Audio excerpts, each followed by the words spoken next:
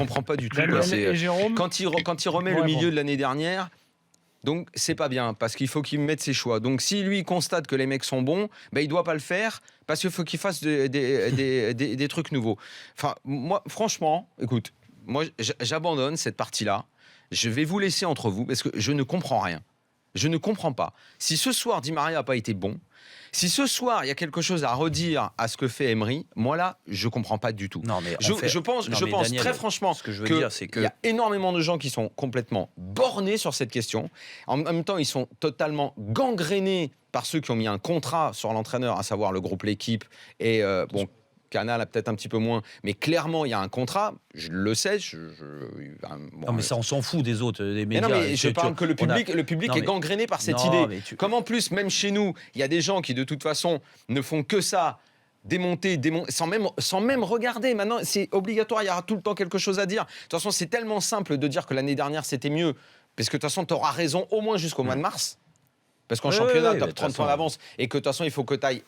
Mois de mars, c'est même avril, le retour du quart de finale, que de toute façon, jusque-là, tu peux raconter tout ce que tu as envie de raconter. Et puis que si jamais tu es en quart de finale, il faut quand même que tu aies des bons tirages pour passer et que tu as le temps de rencontrer des mauvais avant. De toute façon, tu auras raison. Donc les mecs peuvent y aller dans leur contrat et ça gangrène la tête de tout le monde. Et là, moi, je ne comprends pas. Parce que si là, il y a un truc qui ne va pas dans ce qui est en train de se passer, enfin, moi en plus, ces derniers temps, j'ai été critique quand il fallait critiquer, mais là, aussi bien sur le match d'Arsenal au Parc que sur celui-là, s'il y a quelque chose à dire sur la maîtrise du jeu, sur la façon dont ça joue, on a bien vu qu'en première période, Bâle était totalement en phase béton derrière, que c'est très compliqué de jouer, que dès qu'ils ont ouvert un peu, on a eu 1000 occasions.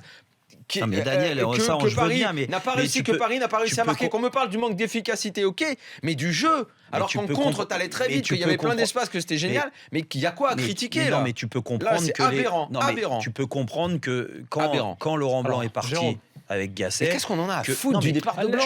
Tu peux comprendre que quand Emery est arrivé, je suis désolé de te le dire, même si tu veux pas être critique envers Emery, il est arrivé avec ses idées et il voulait mettre un jeu complètement différent. Et donc il faut qu'il soit obstiné.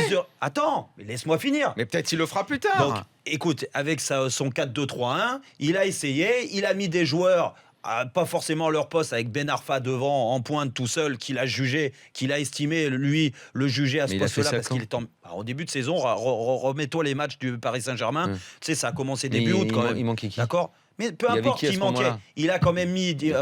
Il a changé. Jérôme, mais de quoi tu parles? Mais quoi, de quoi tu parles? Parce que toi, en fait, tu veux. Ben Arfa, il a joué 9. Oui, bien sûr. Oui, il a joué tout seul en pointe. On peut estimer qu'il a joué 9. Pour de vrai. Il a joué numéro 9 comme ça, oui, au début de saison.